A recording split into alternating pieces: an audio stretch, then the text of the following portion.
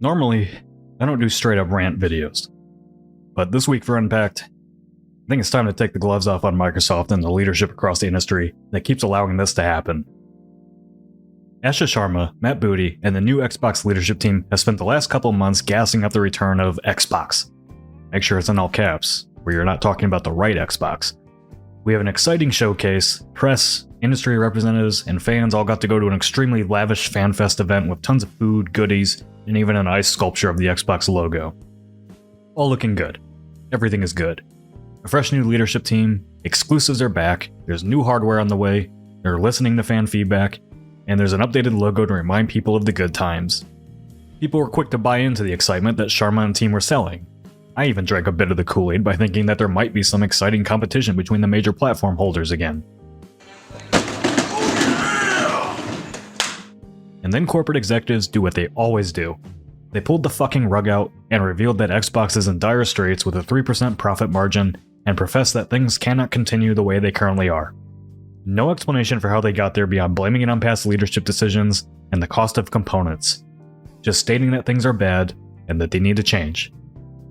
In that statement is a paragraph that truly highlights the disconnect between leadership and the people who work under that leadership, putting the blame on the company at large for the decisions that got them to where they are today, when it was the strategies of the people at the top who led them this way. For some of you, these realities will be surprising and even frustrating to discover. We won't succeed by hiding hard truths, nor will we succeed by doing the same thing and expecting different results. Like the everyday wins mentality from the first 100 days, we will sprint to make progress against hardware, content, experience, and services together.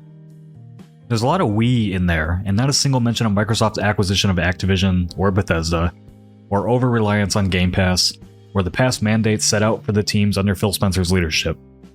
Not a mention of Microsoft's insane spending on AI, and the transfer of the core AI leadership to Xbox after that fell through. Just a lot of team speak to justify the cause. If that sounds familiar, it's because it's always the same. I hate to keep bringing up our time at gamers, but boy does every corporate sludgery message like this remind me of it and bring back that anger and frustration we went through.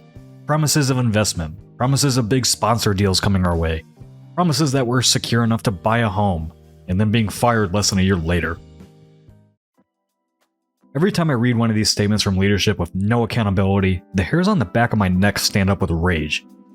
In this case, I'm angry as hell for the people working at these Xbox studios who were told to focus on Game Pass for the last decade, and when that didn't work out as well as Microsoft wanted, now they're the ones paying the price for it while the past and current Xbox leadership team get to retire with golden parachutes or move around the corporate ladder from a failed AI product to now being the head of Xbox somehow.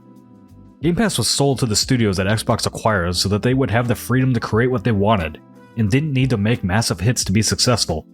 Xbox wanted to make sure Game Pass had a steady stream of first-party content, and acquired the studios to do just that. Now that the new leadership is in, the plans have changed, and the culling begins. Just like we were told at gamers to focus on SEO over everything else, only to have Google shift to AI and pull the rug out from under everyone, and it wasn't the leadership that paid the price, it was all the websites that they bought and the people who worked at them. It's never the fucking leadership that takes the fall for these things, and it's infuriating to watch happen again and again and again. Now, Xbox is closing or attempting to sell off Ninja Theory, Double Fine, and Compulsion Games. And I'm sure that more games that were in development are due to be cancelled. Jason Schreier says this is just a start too, as Microsoft plans a full reset for Xbox, with more bad news to come. Xbox's big plan? To focus on putting more resources into their biggest franchises, a move that surely won't backfire later on. Now it's 2026, and Xbox wants to go back to focus on legacy IPs that are long past their heyday. Halo has had 3 divisive games in a row from a studio that is constantly reported to be in disarray. Gears of War has seen a full reset after the reception of Gears 5. Turn 10 is now just a support studio to Playground Games, with the Forza series taking a backseat to the Horizon series. And Bethesda is toiling away on the next Elder Scrolls. So, instead of building out a fresh new stable of IPs with modest budgets, Xbox's new leadership and Microsoft CEO Satya Nadella think the way to go is to spend even more on legacy franchises that cost hundreds of millions to make, and in 2026 have no guarantee of hitting the highs that Microsoft is hoping for. A new Hellblade game was revealed by Ninja Theory at the recent Xbox showcase, and now Microsoft plans to close, or if Ninja Theory is lucky, find a new buyer so they can go through the whole process again. Further reporting states that Microsoft revealed the new game so they could hopefully entice investors, because investors are surely looking to buy a studio that isn't performing well enough to even please Microsoft. These problems aren't unique to Microsoft, I'm aware. Sony, Ubisoft, and others have closed their fair share of studios and laid people off. But covering Xbox in 2026 is like seeing how far you can bend a tree branch before it breaks, and then letting it go and having it smack you back in the face. Xbox does a great job of getting people excited about the potential of what it can be, but it constantly snaps back to reality that this is Microsoft we're talking about, and they have proven time and time again that their words don't mean a whole lot in the long run. Truly, nothing better exemplifies that than when Xbox closed Tingle Gameworks in 2024, and one day after, Booty held a town hall to discuss the goals of the company where, according to The Verge, he said, "We need smaller games that give us prestige and awards." That statement was made just over 2 years ago in May of 2024. In that time, Double Fine released Keeper and Kiln, Compulsion Games released South of Midnight, Ninja Theory released Hellblade 2, all smaller games that fit within that vision.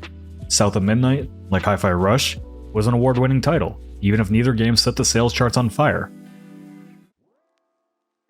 I can't put all the blame on executive leadership, however, and you could argue that outside of Bethesda and Activision, the studios that Phil Spencer acquired haven't provided a ton of value to Game Pass since the time they were purchased. After being acquired in 2018, Compulsion Games took 7 years to release South of Midnight. Double Fine took 3 years to release Psychonauts 2 after being acquired in 2018, and has gone 5 years without a major release, with no new high-profile projects announced for even longer still.